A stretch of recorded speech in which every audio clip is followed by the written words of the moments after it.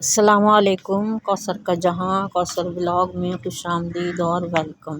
بچوں کی پسندیدہ اور بڑوں کے لیے فائدہ مند ڈشز لے کر آئی ہوں۔ سب سے پہلے جو ہے وہ ہم کہتے ہیں اپنے نمکین ڈش بنائیں گے، جس کے لیے میں نے کہتے ہیں 2 ٹیبل اسپون میں ایک پیاز جو ہے وہ چاپ کر کے کہتے ہیں فرائی کیے، اس میں چکن ڈال دیں گے ہم 250 گرام کے، زیرہ دھنیا ڈالیں گے، چلی فلیکس ڈالیں گے، نمک ڈالیں گے، ہلدی پاؤڈر ڈالیں گے اور اس کے بعد دھنیا اور ہری مرچ ڈال دیں گے۔ ان تمام کو اچھی طرح سے مکس کریں گے اور پھر اس کے بعد جو ہے وہ اس کو ٹھنڈا کرنے کے لیے رکھیں۔ ڈو تیار کریں گے۔ 2 کپ جو ہے وہ میں نے آل پرپس فلور لیا ہے، اس میں کیا کہتے ہیں تھوڑا سا نمک ڈالیں گے ہم، 2 ٹی اسپون کے برابر شوگر ڈالیں گے، 1 ٹی اسپون ہم اس کے اندر ایسٹ ڈالیں گے اور اس کو اچھی طرح سے مکس کر کے گریجولی جو ہے وہ تھوڑا تھوڑا پانی ایڈ کر کے جو ہے وہ اس کو ہم اچھی سی ڈو بنا لیں گے۔ تو آج ہم تھوڑی سی بات کرتے ہیں فوبیا کے سلسلے میں۔ خوف جو ہوتا ہے انسان کو زندگی میں جو ہے وہ بہت سے خوف لاگو ہوتے ہیں۔ آئل اس پہ اپلائی کریں گے اور رکھ دیں گے اس کو۔ موت کا خوف ہوتا ہے، اوپر سے گرنے کا خوف ہوتا ہے، تنہائی کا خوف ہوتا ہے، امتحان کا خوف ہوتا ہے، کسی سے بچھڑ جانے کا خوف ہوتا ہے، اور یہ خوف جو ہے وہ انسان کی زندگی کے ساتھ چلتے رہتے ہیں، لیکن حد سے زیادہ بڑھ جائیں تو پھر بہت زیادہ نقصان دیتے ہیں۔ ڈو ہماری تیار ہو گئی ہے، اس کو دوبارہ سے ہم سیٹ کریں گے، نیٹ کریں گے اور اس کے بالز بنائیں گے۔ تنہائی کے خوف کے بارے میں بات کرتے ہیں کہ تنہائی کا عذاب ایک خوفناک درندہ ہے جو انسان کو نگل جاتا ہے اور سالم ہی نگل جاتا ہے۔ لیکن انسان تنہا کیوں ہوتا ہے، تنہا کیوں ہے؟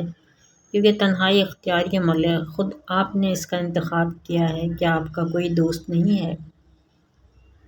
کسی نہ کسی کو تو آپ کی ضرورت ہوگی، یا کسی نہ کسی کو تو آپ کی مدد کی ضرورت ہوگی، اس لیے ایسے مشاغل اختیار کریں جو آپ کی تنہائی کو ختم کر دیں۔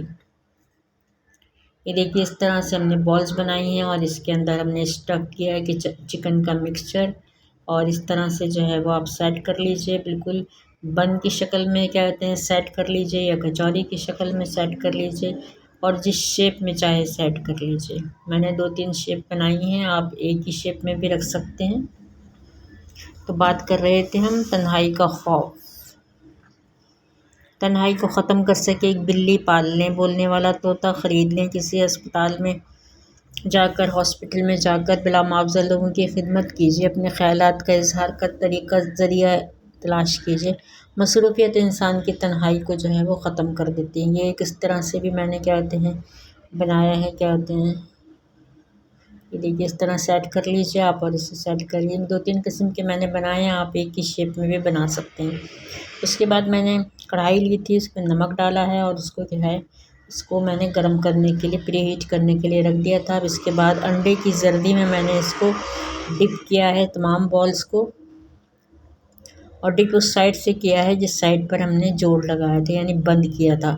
ڈپ کر کے اس پر انڈے کی زردی لگائی ہے اور اس کو ہم نے ڈھکن ڈھک کر جو ہے وہ بیک کرنے کے لیے رکھ دیا ہے۔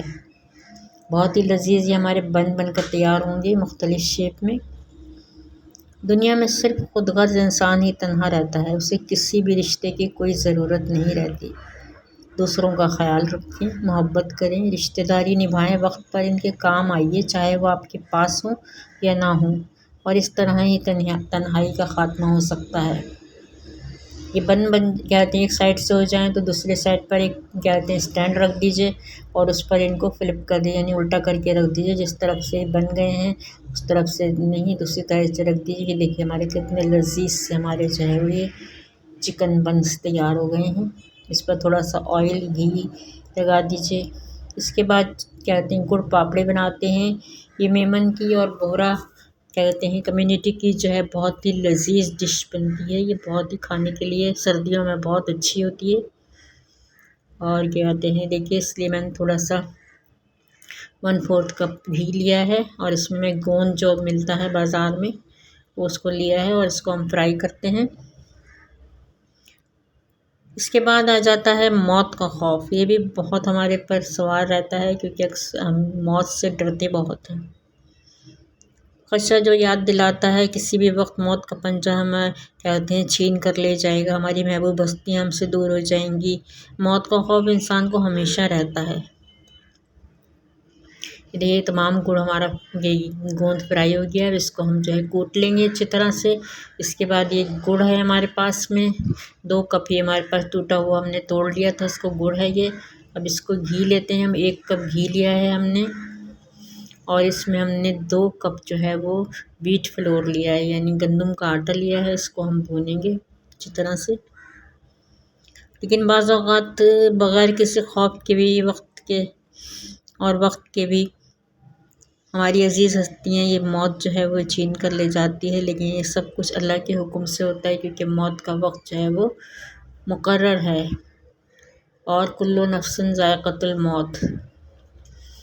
اس کے بعد ہم نے یہ بھن گیا تھا تو ہم نے اس کو نکال دیا ہے. اس کے بعد گھی کیا کہتے ہیں دوبارہ ڈالا ہے ہم نے 1 کپ، اور اس میں جو گڑ تھا 2 کپ وہ ڈال دیا ہے. اس کو میلٹ کریں گے. یا بس اتنا ہی ہم نے اس کو پکانا ہے جتنی دیر میں یہ میلٹ ہو جائے. اگر زیادہ پکایا تو یہ ہمارا جو ہے یہ بہت، ہم جو پاپڑی بنا رہے ہیں بہت سخت ہو جائے گی. میلٹ ہوتے ہی ساتھ ہم اس کے اندر جو ہم نے بھنا ہوا آٹا تھا اور یہ الائچی پاؤڈر ہے یہ ڈال دیا ہے. زندگی پانی ہے، اور کہ ہمارا ایمان مفصل ہے. ہم اس پر یقین رکھتے ہیں کہ ایک دن یہ زندگی کا پنجرہ خالی رہ جائے گا اور روح کا پرندہ اس پنجرے سے نکل کر اڑ جائے گا. تو ویورس، اگر اس اسٹیج پر آپ کو دیکھیے میں نے نکال کر گریس کیے ہوئے پین میں جو ہے وہ جس میں ہم کیک بناتے ہیں اس میں نے اس کو سیٹ کر دیا ہے. اس کے بعد جو ہے وہ تھوڑا سا جو میں نے گوند بچا لیا تھا وہ لگا دیا ہے. اس کے بعد جو ہے کہتے ہیں بادام ڈال دیے ہیں کٹے ہوئے. آپ اس میں پستے بھی ڈال سکتے ہیں، اور بھی کچھ گارنش کرنا ہے آپ کہتے ہیں ڈیسیکیٹڈ کوکونٹ بھی ڈال سکتے ہیں اس کے ساتھ میں.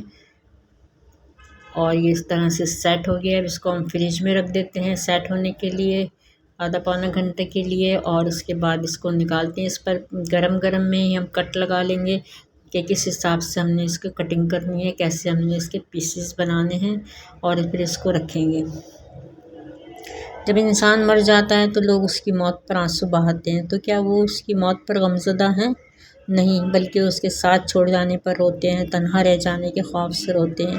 موت سے خائف نہ ہو. جس طرح خزاں آتی ہے پھر بہار آتی ہے، یہ موت ہے جو ہمیں ابدی زندگی کی طرف لے جائے گی، اور ہمیشہ کی زندگی ہمیں حاصل ہونے والی ہے. تنہا رہنے کے خوف سے، ساتھ چھوڑ جانے کے خوف سے زندگی کو برباد نہ کیجیے. یہ دیکھیے میں نے پیسز نکال لیے ہیں اس کے.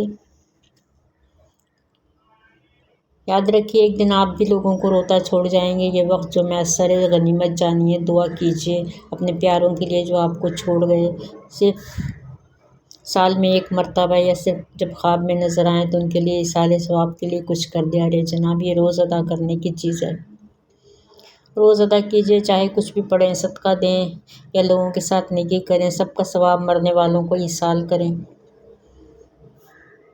کیونکہ اللہ نے آپ کو زندہ رکھا ہے، اور شاید یہی حق ہے جو آپ ان کا مرنے والوں کا ادا کر سکتے ہیں. یہ آپ کا فرض بھی ہے. تو پھر اجازت دیجیے، کوثر کو ملتے ہیں نیکسٹ بلاگ ویڈیو میں. اس وقت تک کے لیے دعاؤں میں یاد رکھیے گا. اس وقت تک کے لیے اللہ حافظ. اللہ حافظ.